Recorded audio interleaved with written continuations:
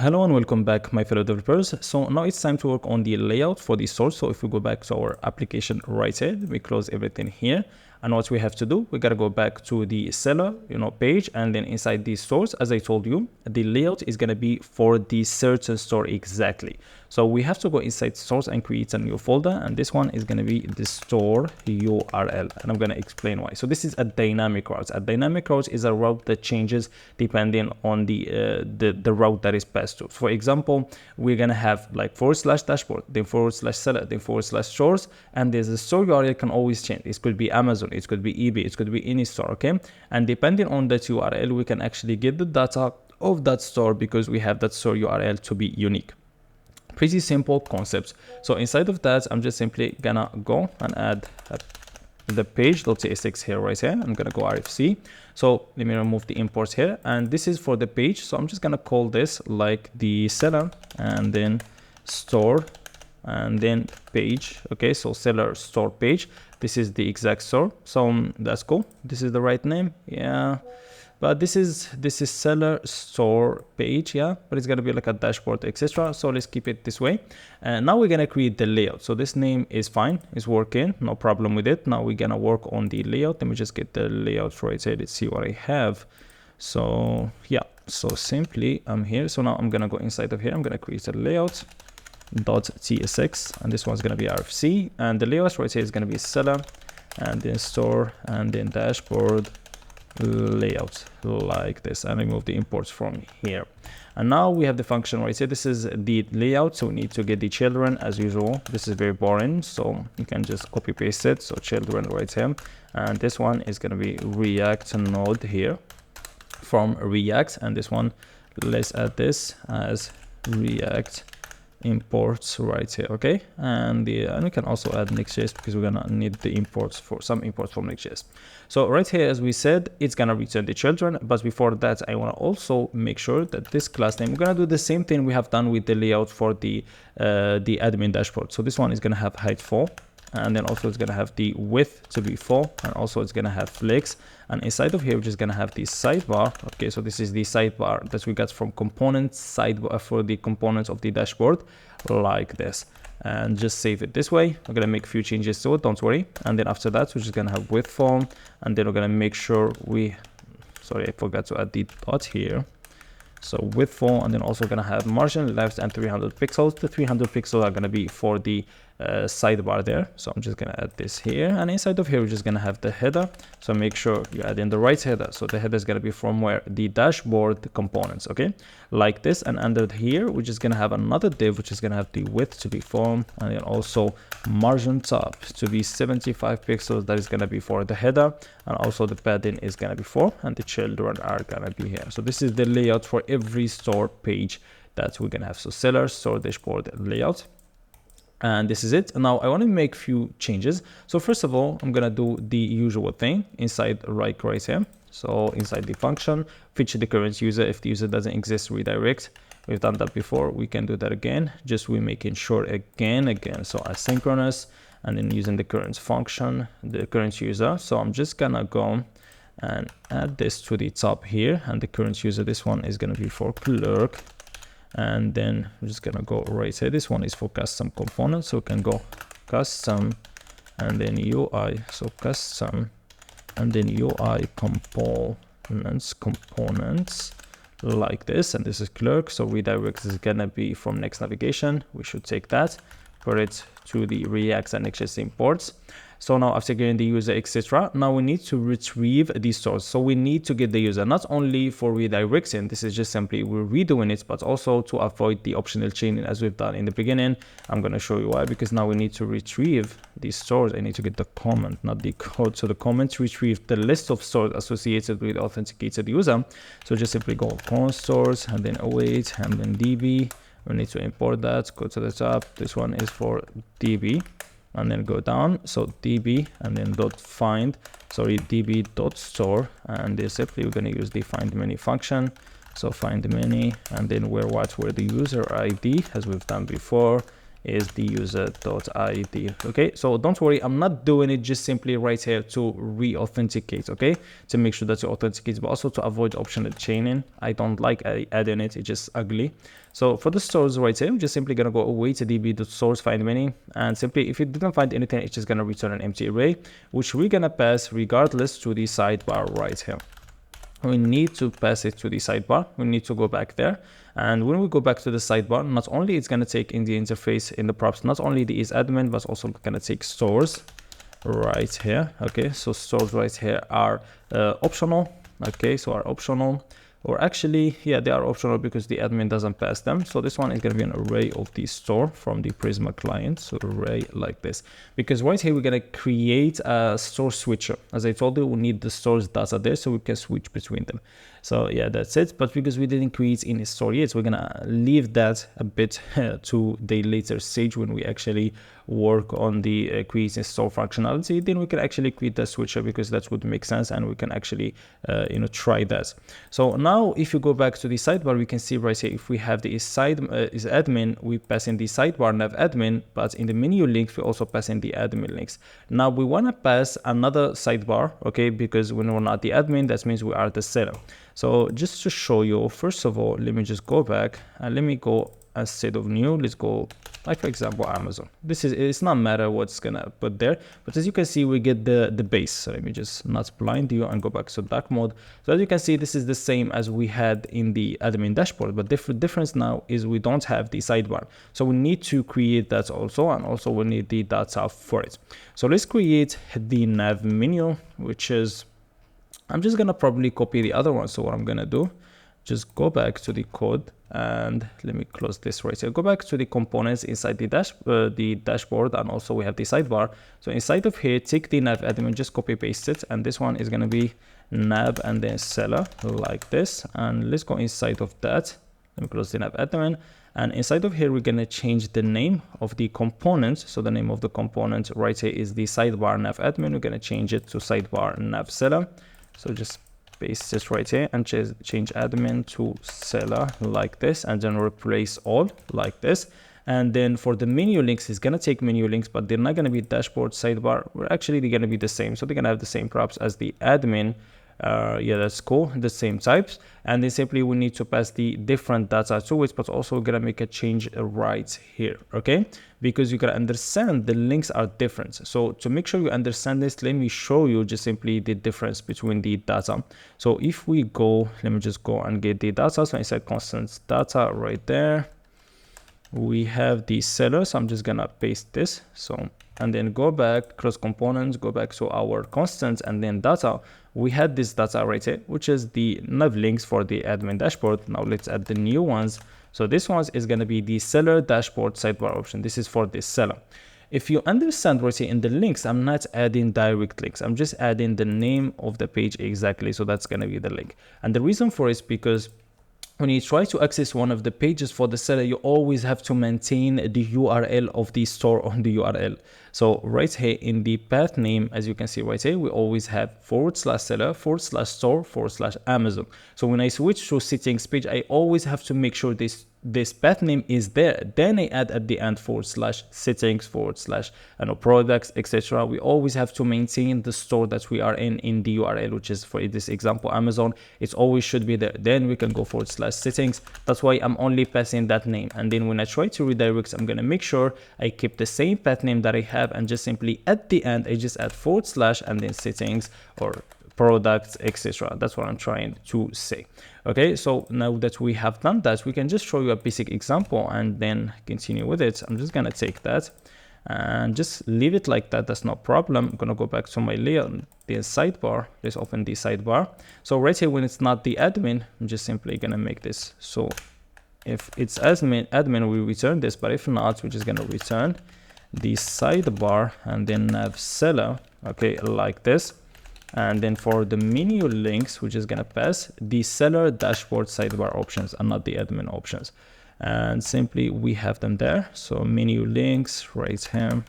So this one, custom UI components. And then for this one, just gonna go Prisma models like this. So now let me go back to my application and see the difference. So we can see right now I got the links right here in my seller dashboard. I have the dashboard, I have products, orders, inventory, I have also coupons, I have shipping, I have settings, etc. This is also it's gonna be changing probably. I just add the base right now, but as we go along I may change this. So it's not something mandatory, but you will always, when you copy the data that I have here, you will have the latest one, so you don't have to worry about this.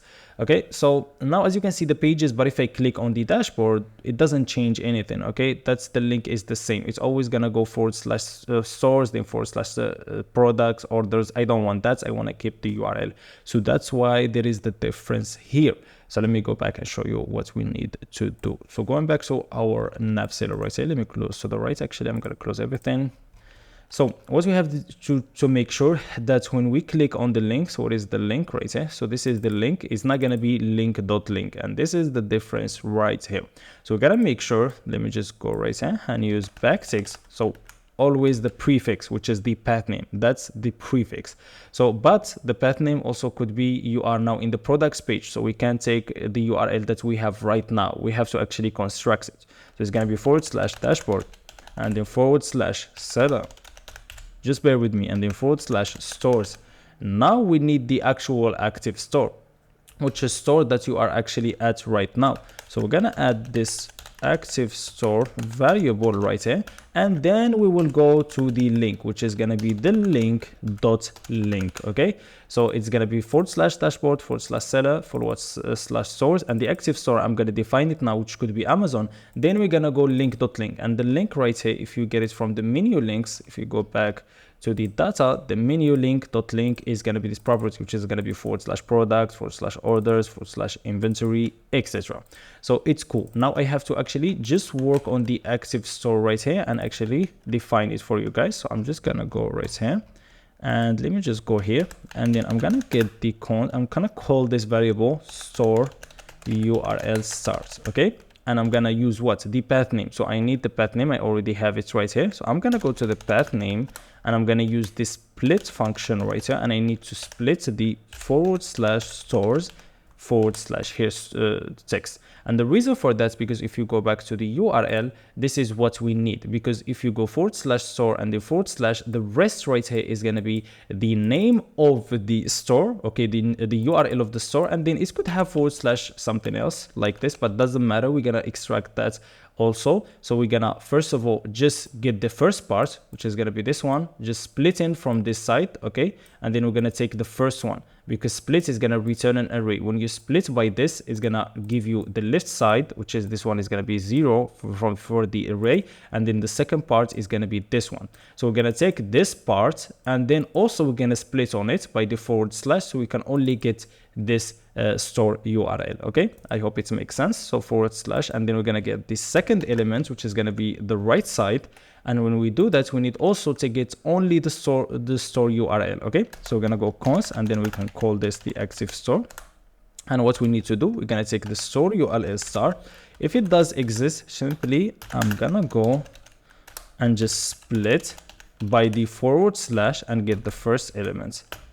If not, it's just gonna be an empty string, okay, because we don't have it. So now let me explain to you again what we have. So let's say I have / dashboard, just to make sense. This is the last time I'm gonna explain this. So / dashboard / seller, then / stores, then / let's say Amazon, let's say / product. This is the route I am in right now, and I'm trying to actually switch to a different route. So first of all, I have to get the store URL start, which is we're gonna split this by this / store /, which is this one. So when I do that, I have two parts left. The left side right here, which is / dashboard / seller, and the second part is / is just Amazon / products. So I want to get the second part, which is 1. So this is the split returns an array. This is the first element, which is 0, and then this is the second element, which is 1. So now all I have is this one. So this is what I have in this the store URL start. So now I have this. What I need to do is just simply, if it does exist, I'm just gonna go and split by / which is this one. When I split, what do I have now? I have the left part, which is Amazon, and the second part, which is products. I want to get the first one, so 0. The first element is Amazon. So now the active store value is what? Is Amazon. So now I can actually just from the path name extract the store URL this way. So yeah, this was easy, and I think it's very understandable for you guys. So that's why now when we go to the link, it's gonna go to / Amazon, then that link. So yeah, that was it for the link. Now the second trickiest part right now for this video is actually gonna be make sure that it's the active one. Okay, so how do we know that this link is active? So when I, like for example, I'm on a certain page, I want to make sure, like for example, I'm in the dashboard now. So this is the main route. It should be like this one is the active one. So yeah, I'm going to show you how to do this also. So because it's a simple thing, I can actually just do it in this video and just go and continue with the rest. So for here, if you go to the command item right here, so we said right here it's going to be active. So the active, this means we apply this class name styling for the link if the link.link is equal to the path name. But if you see the path name right now is a bit complicated because it's going to have /dashboard, /seller, /stores, the name of the store, then that link.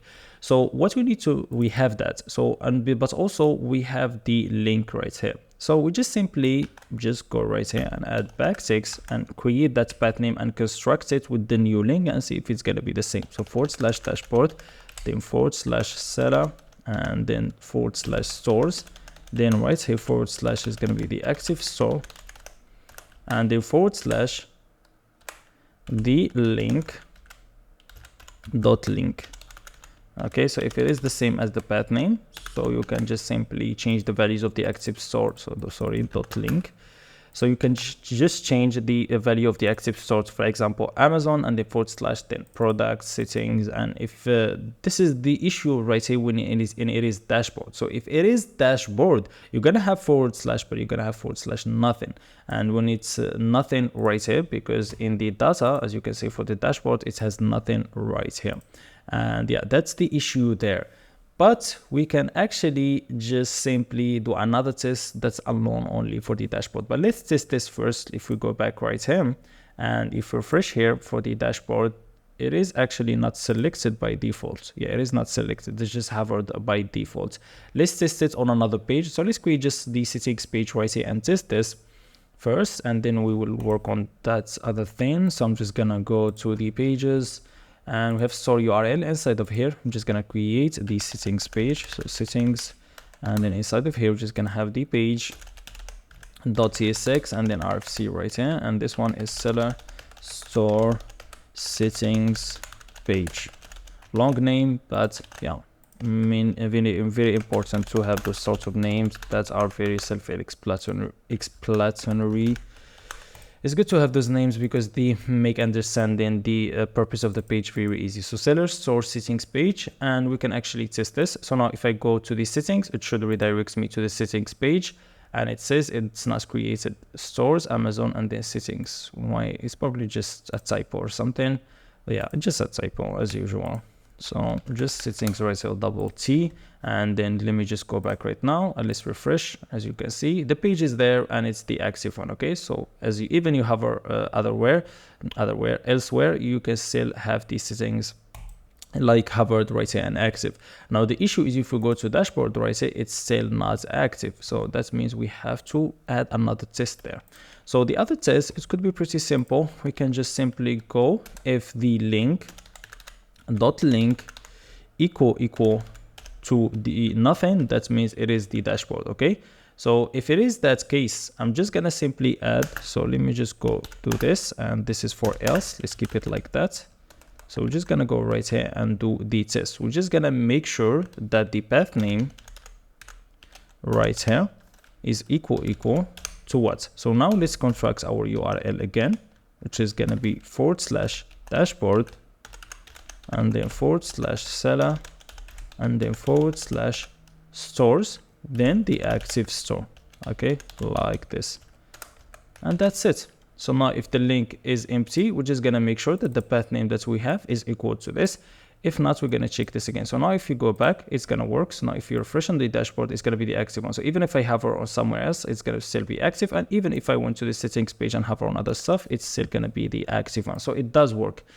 So that is the way to do it. Also, there is another way that just simpler if you want to, is just simply this right here, this / you only render it, just simply also do it as a test. Like for example, go right here and only render that. You would say if the link is equal to nothing, you don't render it, okay? And if it's not, and if it's there, then you render it, but this is just not best way, okay? It's just going to be more confusing, so just simply do it this way. It's just much more easy to understand. Just if the link is empty, that means we are on the dashboard. We're going to check if it's actually that, and if not, we're just going to compare it with the full path name with the link. That's it. Yeah, you can do it either way, both gonna work. So I'm just gonna give you the option and you choose whatever you want. So, and that's it for this case. Okay, we have to do this, so now we can actually start working on the stores. Okay, so yeah, let's do it and let's start working on creating a store.